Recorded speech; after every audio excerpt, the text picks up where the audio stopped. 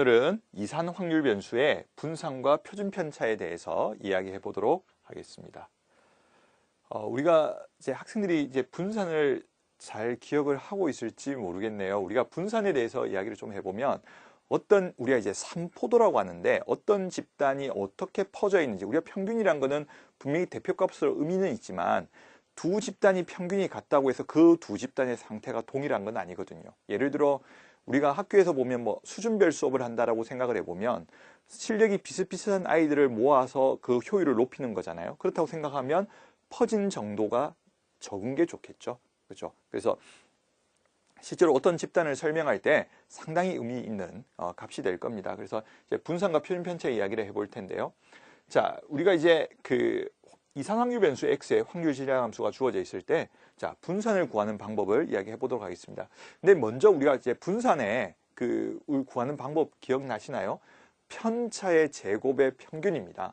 그럼 편차가 뭐냐라고 했을 때 확률 변수의 그 값에서, 그죠? 개별적인 값에서 별량이라고 하죠. 별량에서 평균을 빼줘야 됩니다. 그게 편차입니다. 그래서 별량에서 편차를 뺐고요. 그것의 제곱을 구하고 그 다음에 PI를 곱해서 우리가 평균을 구할 때, 확률 변수 평균 구할 때 기억나시죠? XI, PI 하듯이 지금은 확률 변수가 이 전체가 확률 변수가 일종의 된 거죠. 이 전체가, 이 부분 전체가 확률 변수가 됐다라고 생각하시면 되겠습니다. 자, 이 값에다가 우리가 확률을 곱해서 평균을 구한 거죠. 그러니까 이 전체는 분산이지만 XI에서 M을 빼서 제곱한 편차의 제곱의 입장에서 보면 평균이 되는 겁니다. 그죠? 그래서 이제 이렇게 계산을 해야 되지만 우리가 보통 간편 공식이라고 해서 이렇게 유도를 합니다. 근데 이 유도 과정을 한번 보여드려야 될 것 같아요. 그러니까 보여드려야 아마 외우기도 좋고 개념도 들어가 있기 때문에, 그 다음 좀 이따 제가 보여드릴게요. 표준 편차는 분산을 에다가 루트를 씌운 양수값입니다. 그래서 우리가 이제 분산을 구할 때 보면 제곱을 했기 때문에 일종의 보정을 시켜준다고 생각하셔도 될 것 같고요. 그래서 이제 표준 편차라고 하게 됩니다. 자, 그럼 우리가 이제 분산을 구하는 과정에서 한번 여기로 넘어가는 과정을 한번 확인해 보도록 하겠습니다. 아니, 자, 시그마의 표현이 안에 완전 제곱식이 있네요. 그죠? 그러면 이제 저 식을, 자, 우리가 한번 해볼까요? 자, i는 1부터 n까지. 자, 전개를 제가 제곱을 하면서 바로 곱하고 조금 계산을 좀 줄여보겠습니다. xi 제곱에다 pi를 곱하게 되겠죠. xi 제곱에다가 pi를 곱하고요. 자, 그 다음에는 가운데는 2배 2mxi인데 i의 영향을 받지 않는 2m은 제가 빼버릴게요. 2m을 빼시고요. 그죠? 자, 남는 거는 자, i가 1에서 자, n까지. 자, xi가 남아 있겠죠. 그 다음에 뒤에 있던 pi가 있고요. 그죠? 자, 그 다음에는 맨 마지막에 m제곱인데 역시 m제곱도 i의 영향을 받지 않으니까 자, m제곱은 빼주시고, 자, 여기에 i는 1에서 n까지 pi가 되겠네요. 자, 그렇게 보시면 이 부분은 익숙하죠. 이 부분은 우리가 평균을 구했던 m값이 되겠고요. 자, 이 부분은 확률의 합이니까 1이 되겠죠. 자, 조금 빠르게 계산했는데 여러분들이 한번 확인을 꼭 해주셨으면 좋겠습니다. 그러면 마이너스 2m제곱에서 m제곱이 더하기 때문에 지금처럼 마이너스 m제곱이 되고요. 자, 이 앞에 남는 부분은 xi 제곱의 pi가 되니까 생각을 해보면 확률 변수의 제곱의 평균의 의미를 가지네요. 자, 그래서 우리가 이걸 외울 때 제곱의 평균에서 평균의 제곱을 뺀다라고 제가 학생들에게 많이 그렇게 외우는 방법을 가르칩니다. 자, 평균의, 다시 할게요. 제곱의 평균에서, 그죠? 제곱의 평균에서 평균의 제곱을 빼주시면 될 것 같습니다. 자, 이걸 식으로 한 번만 더 나타내 볼까요? 자, 제곱의 평균에서 평균의 제곱을 빼주시면 되겠죠. 그죠? 그래서 이 식을 우리가 많이 이용할 겁니다. 조금 복잡한 과정인데 제가 좀 짧게 보여드렸는데 교과서에 많이 유도 과정이 나와 있으니까요. 꼭 한번 유도를 직접 해보시고 안 되면 교과서도 참조해 주셔서 분산을 구하는 과정을 정확하게 인지해 주시면 좋을 것 같습니다. 자, 그러면 우리가 문제를 통해서 한번 확인을 해보도록 하겠습니다. 이제 확률 분포표는 좀 익숙하시죠? 자, 우리가 확률 분포표가 주어져 있는데 일단 먼저 합이 1이 돼야 되니까 5분의 1, 5분의 1 있으니까 이게 5분의 3이 되겠네요. B는. 자, 이 부분은 B는 먼저 해결했고요. 자, 평균이 5라고 주어져 있습니다. 이때 분산을 구해라. 자, 이때 평균을 구해야 되니까 먼저 평균을 5를 이용해서 A 값을 찾아내야겠네요. 5분의 3과 2를 곱하니까 5분의 6이 되겠죠. 자, 좀 높은 데다 적겠습니다. 자, 5분의 4가 되고요. 자, 그 다음에 5분의 a가 돼서 이게 평균을 구하는 방법인데 평균이 5라고 합니다. 그죠? 네. 그래서 우리가 평균을 구하는 과정대로 계산을 연산을 했고요. 이 평균이 5가 됨을 알 수 있습니다. 그러면 5분의 10이 돼서 2가 돼서 넘어가면 3이겠죠? 그럼 a가 15가 되겠네요. 자, a 값이 15라는 것을 알게 되었습니다.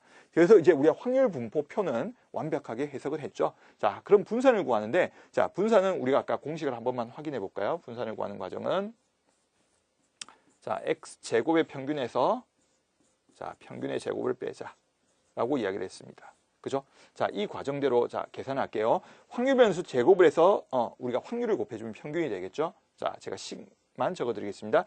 2의 제곱에다가, 2의 제곱에 자, 5분의 3을 곱하면 되고요.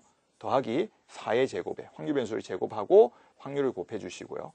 이게 지금 확률 변수 제곱의 평균을 구하는 과정입니다. 자, 15의 제곱에다가 5분의 1을 곱해 주시면 자, 이 부분이 여기 부분을 해결한 거죠. 제곱의 평균. 거기다가 평균의 제곱을 빼야 되기 때문에 자, 평균은 아까 5라고 우리가 주어져 있었잖아요. 그래서 5의 제곱을 빼주시면 이 계산을 마무리할 수 있을 것 같습니다. 그래서 제가 시간 관계상 계산을 생략했지만 여러분들은 식은 적어드렸으니까 꼭 한번 확인을 해서 자, 이렇게 문제를 풀면서 우리가 복잡했던 그 분산의 공식을 한번 더 확실하게 외울 수 있으니까요. 꼭 연습 부탁드립니다. 자, 그 다음에 우리가 평균에서 봤던 것과 비슷한 식이죠. 근데 차이가 뭐냐면 자, 이번엔 분산과 표준 편차에 대한 이야기인데요. 확률 변수, 이산 확률 변수 x에 대해서 자, a가 0이 아닌 상태에서 ax 더하기 b를 구했고요. 자, 이렇게 해서 분산과 표준 편차를 구해 보겠습니다. 자, 이거는 우리 교과서에서는 특별한 유도 과정보다는 정리를 했는데 우리가 이제 약간 생각을 해보면 예를 들어 우리가 아까 우리가 문제 속에서 뭐 봤듯이 아니면 우리가 학생들이 평소에 보듯이 생각을 한번 해보겠습니다. x에다가 a배를 하고 b를 더하잖아요. 그러니까 만약에 어떤 확률 변수가 있는데 그걸 2배를 해요. 2배를 하고 뭐 5만큼 더한다고 생각을 하면 2배를 하는 순간에 차이는 커지겠죠. 그죠? 그런데 다 똑같이 더해준 부분은 솔직히 퍼진 정도의 영향을 끼치지 않겠죠. 예를 들어 모든 학생의 점수를 다 5점씩 올려준다. 그러면 평균은 올라가겠지만 퍼진 정도는 그대로 유지가 되잖아요. 다만 2배를 한다라고 생각을 해보면 차이는 더 커지겠죠. 그러니까 원래 10점 차이였던 학생이 20점 차이가 된다든지. 그죠? 자, 그래서 실제로 공식은 분산은 제곱 빼가 됩니다. 분산이 b에는 영향을 안 주고요. 제곱 빼가 되고요. 자, 여기다가 루트를 씌운 게 표준 편차가 되니까 a제곱에 루트를 씌워주시면 절대값 a 처리가 될 거고요. 여기는 표준 편차가 되겠죠. 그래서 이 공식도 외워주시면 될 것 같습니다. 그죠? 자, 우리가 문제를 통해서 공식의 적용을 확인해 보도록 하겠습니다. 특히 통계 많은 문제들은 긴 문장, 뭐 지금은 그렇게 긴 문장은 아니지만 주어진 문장을 통계나 확률의 표현으로 빨리 고쳐주는 게 중요합니다. 자, 우리 첫 번째 줄 볼까요? x의 평균과 분산이 10하고 16이다. 자, 그러면 2의 x가 10이고요. 분산이 16이다.